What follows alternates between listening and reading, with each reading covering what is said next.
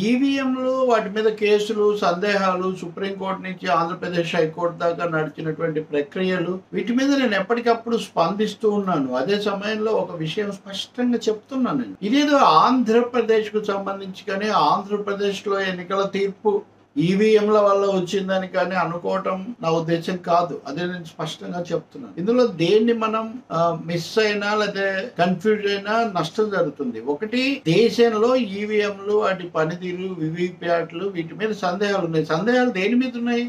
VVPAT verification అనేది 100% జరగాలి. ఇప్పుడు జరిగేది సరిగ్గా లేదు. ఇప్పుడున్నటువంటి ఆర్డర్ 1, 2, 3 అంటే voting machine, VVPAT, control unit అన్నటువంటి పద్ధతి సరికాదు. ఈ ఆర్డర్, ఈ క్రమం మార్చాలి అన్నది అది మొదటి అంశం. ఇంకా అది నిర్వివాద అంశం.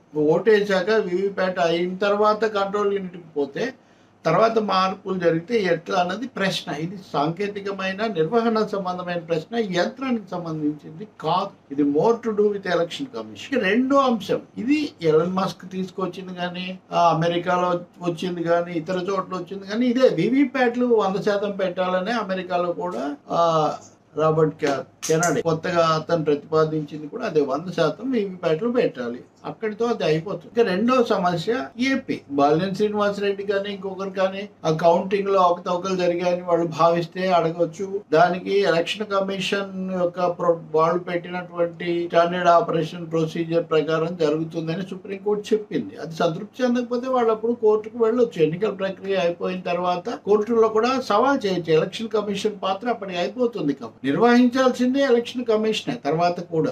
ఈ విషయంలో కూడా ఎలాంటి సందేహం మనకు ఉండక్కర్లేదు. మూడో అంశం, ఎలక్షన్ కమిషన్ వాదన కూడా విన్న తర్వాత ఆంధ్రప్రదేశ్ హైకోర్టు బాలినేని శ్రీనివాసరెడ్డి కేసు తీర్పును రిజర్వ్ చేసింది. ఆ తీర్పు ఏం చెప్తుందో దాని మీద వారు సంతృప్తి చెందుతారో, పైకోర్టుకు వెళ్తారో, ఈ లోపల ఇతర చోట్ల ఏమవుతాయో అది మనకు తెలీదు. అది ముందు తీర్పు వచ్చే వరకు మనం చూడాలి. ఇవన్నీ అయిన తర్వాత కూడా ఎలక్షన్ కమిషన్ దీనికి ఆధ్వర్యం వహిస్తుంది తప్ప కోర్టు ఏదన్నా వేరే ఆదేశిస్తే తప్ప.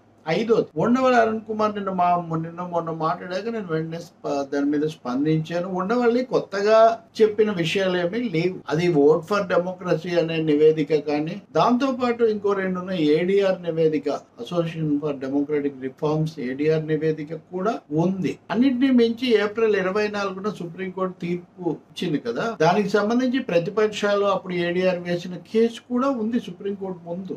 ఇవన్నిట్లో ఓట్ల తేడా ఉంది. అంటే ఫారం 17C లో చూపిన ఓట్ల లెక్కకు తర్వాత లెక్క పెట్టిన దానికి తేడా ఉంది, దాన్ని చూపించలేదు అన్నది ఫిర్యాదు. ఇది సుప్రీంకోర్టులో చేసిన ఫిర్యాదు, ఇదే కొత్తగా వస్తుంది కాదు. ఎందుకంటే ఉండవల్లి మాట్లాడిన తర్వాత కొంతమంది దాని ఖండనలు అది ఇదని ఓట్ల తేడాని ఎలా చెప్పగలుగుతారు? అది కాదు. ఎలక్షన్ కమిషన్ కూడా దాన్ని ఒప్పుకుంది, తేడా ఉందని ఒప్పుకుంది. ఇది నేను చెప్తున్న నాలుగో అంశం. ఏం చెప్పింది?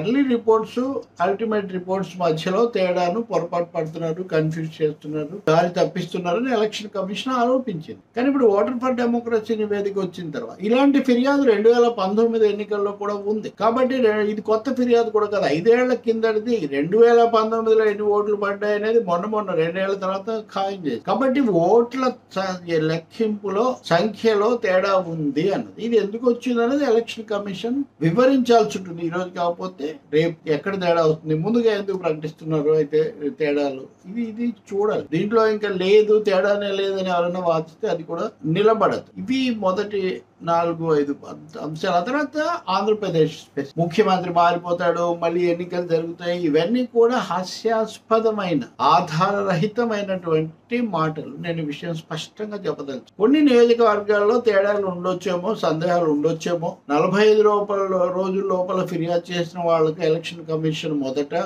ఒకవేళ దాంతో సంతృప్తి చెందకపోతే న్యాయస్థానాలు జోక్యం చేసుకొని ఆదేశాలు ఇస్తే వాటిని లెక్కింపది జరగవచ్చు. కానీ వైసీపీ నాయకులైనా సరే మొత్తం తలకిందులైంది అని వాళ్ళు భావిస్తున్నారా? ప్రజల్లో సంకేతాలు లేవా? అనేక చోట్ల యాంటీ ఇన్కంబెన్సీ ఉంది అని జగన్ స్వయంగా చెప్పినటువంటి అభ్యర్థుల పట్ల యాంటీ ఇన్కంబెన్సీ అని ఆయన దాదాపు 70 స్థానాల్లో ఉందని ఆయనే చెప్పున్నారు కదా. కాబట్టి ఏ సంకేతాలు లేనట్టు అంత ఈవీఎంలతోనే జరిగిందనే ఆలోచన కూడా సరైనది కాదు. ఇది ఎందుకు చెప్పాల్సి వస్తుందంటే, కొంతమంది ఎక్స్ట్రీమ్ కు వెళ్ళిపోయి ఎన్నికలు వచ్చేస్తాయి, ముఖ్యమంత్రి ఈ పద్ధతిలో ఎవరు నమ్మేంత అమాయకులు ఉండరు. కానీ ఈ చర్చ వృధా. దీని మీద వెంటనే సోషల్ మీడియాలు ఉన్నాయి కాబట్టి వాళ్ళు రెచ్చిపోయి వీడియోలు చేయటం. అవకతవకలు ఏమన్నా ఉన్నాయా, తేడాలు ఉన్నాయా, దేశంలో మిగతా చోట్ల జరిగినట్టు ఇక్కడ కూడా జరిగిందా, వాటిని అభ్యర్థులకు హక్కు ప్రకారం వాళ్ళు చేసుకుంటే సకాలంలో ఫిర్యాదు చేస్తే వాళ్ళు చేయొచ్చు. అంతేగాని అంతకు మించి దీన్ని సాగదీసి ఇంకేదో జరగబోతుంది, అంత తలకిందులు అయిపోతుంది అనుకోవటం చాలా పొరపాటు. నేను చెప్పాను 2019లో కూడా 2 ఏళ్లలో ఎన్నికలు వస్తాయని టీడీపీ వాళ్ళు చెప్తుండేవాళ్ళు. పతాక శీర్షికలు ఇచ్చారండి, చూపించడం పెద్ద సమస్య కాదు ఎవరితో అయినా. ఎందుకని ఇప్పుడు మళ్ళీ అదే ప్రహసనం పునరావృతం అవుతుంది. దీనికి బ్రేక్ వేయాల్సిన అవసరం ఉంది. స్పెసిఫిక్ కాన్స్టిట్యున్సీస్ లో అంటే నిర్దిష్ట నియోజకవర్గాల్లో ఏమైనా తేడాలు ఉంటే వాళ్ళు వాటిని నిరూపించుకుంటే కౌంటింగ్ లో దాకా తీసుకెళ్లగలిగితే అది జరగవచ్చు. అంతేగాని ఇది ప్రభుత్వాలు మారిపోతాయి, ఇప్పుడు వచ్చిందంతా కూడా ఇది కొంతమంది హెడ్డింగ్లు కూడా పెట్టే పెద్ద పెద్దవి, అది సరికాదు. దాన్ని స్పష్టం చేయదలుచుకున్నాను. ఇంకా ఇంకోటి బర్న్ట్ మెమరీ, ఇట్లాంటి పదాలు. అసలు బర్న్ట్ మెమరీ అనే దాన్ని సరిగ్గా అర్థం చేసుకున్నారా? బర్న్ అనే పదాన్ని తీసుకొని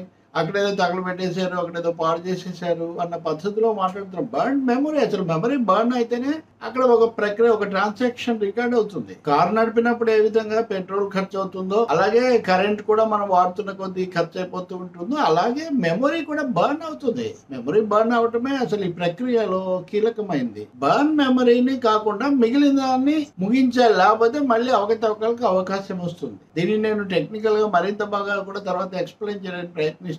సో ఎన్నికల కమిషన్ దేశమంతటికి ఉత్తర్వులు ఇచ్చింది. ఈ బర్న్ మెమరీ తర్వాత మిగిలిన దాన్ని మీరు ఏదో ఒకటి చేయండి, మళ్ళీ వాటితో మ్యానిపులేషన్స్ చేయకుండా చూడండి అని.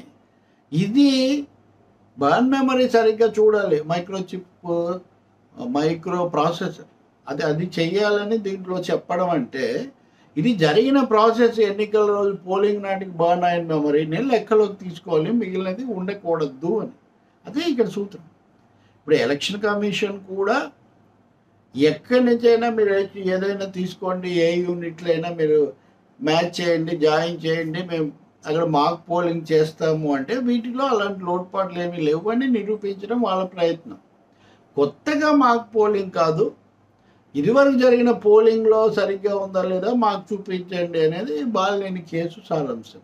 So this is my 6th point.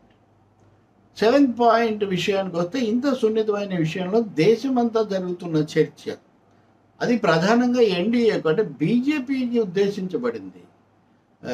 VFD నివేదికలో కూడా 2వ దశలో ఈ అవకతవకలు ఎక్కువగా జరిగాయి. ఒక 79 నియోజకవర్గాల్లో ఇవి బీజేపీకి అనుకూలంగా ఉండవచ్చు అని. ఆంధ్రప్రదేశ్లో బీజేపీ ఏమి ప్రధానమైన శక్తి కాదు.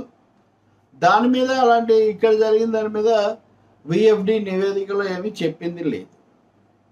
ఏడిఆర్ నివేదికలో కూడా ఓట్ల తేడా ఉంది, ఎస్టాబ్లిష్ చేయాలని చెప్తున్నారే కానీ ఫలితాలను తారుమారు చేయటం ఒక 5 నియోజకవర్గాల్లో మాత్రమే సాధ్యమని. అవి 5 ఆంధ్రప్రదేశ్లో కూడా ఏమీ లేవు.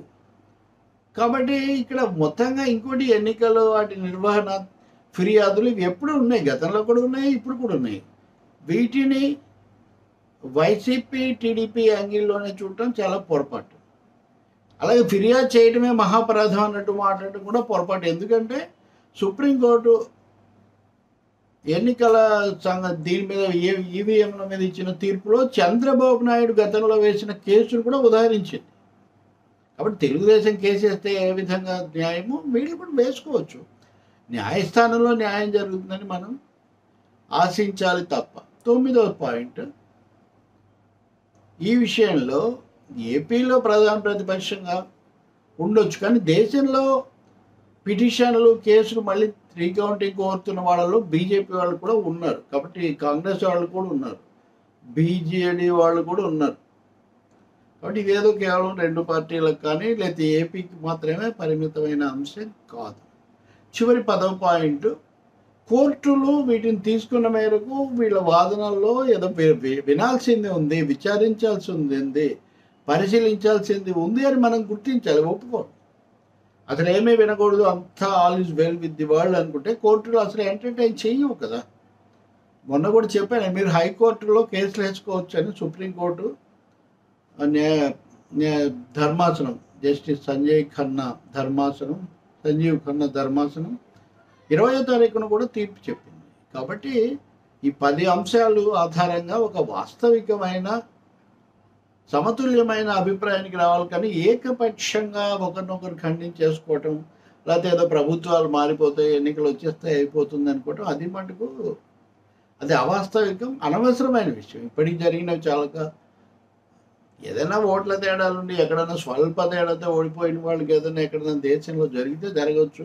ఏపీలో ఎక్కువ చోట్ల ఆ పరిస్థితి కూడా లేదు. కాబట్టి నేను ఇలా అన్న ప్రతిసారి నేను ఇంత వివరణ ఎందుకు ఇస్తున్నానంటే, నేను 2 రకాలైన కామెంట్స్ వస్తున్నాయి నా దగ్గర. ఒకటేమో ఇదేదో వైసీపీ కోసమని, లేకపోతే ఇదేదో నేను అదే పనిగా చేస్తున్నాను, నేను ఎక్కడా ఏం చెప్పాను మీరు వివరంగా వినడం లేదు.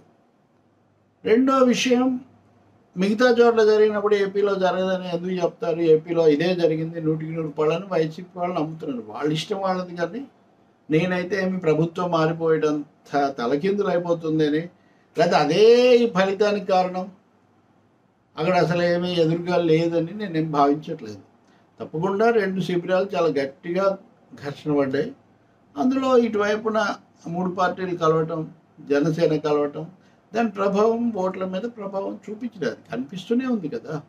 అందువల్ల నేను అనుకోవటం, దీనికి మరి తెగలాగేసి ఏదేదో ఊహలు పెంచేసి, అలాగే మాట్లాడేవాళ్ళు కూడా వివరాలు అక్కడ ఏం నివేదికలు వస్తున్నాయి అది చూడకుండా చెప్పడం అనేది అదేమి వాస్తవం అవ్వదు.